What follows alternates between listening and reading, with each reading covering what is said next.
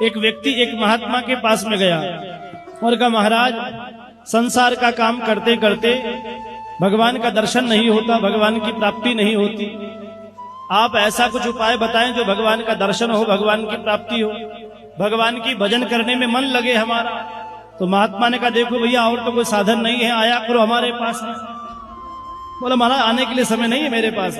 तो महात्मा ने कहा, झटपट इलाज चाहते हो धीरे धीरे चाहते हो? बोले, महाराज झटपट इलाज चाहते हैं। महात्मा ने उसे 10 किलो मिट्टी का जो एक बड़ा सा बैग था उसमें मिट्टी भर दी और कहा, इसको कंधे पे पहन करके सामने एक पहाड़ है उस पर चढ़ो।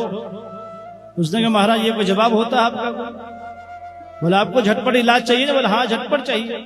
10 किलो का मिट्टी का बैग भरकर उसे पहाड़ पर चढ़ने को कहा, वो चढ़ने लगा। अब चढ़ने लगा तो बहुत धीरे धीरे, जो रास्ता आधे घंटे में पूरा हो सकता था उसे 2 घंटे लगे। 2 घंटे लगे उसे चढ़ने में।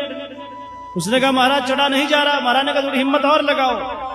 धीरे धीरे पहाड़ पर चढ़ा और चढ़ करके जब शाम होते हुए पूरा पहुंच नहीं सका, आश्रम पर आया शाम को।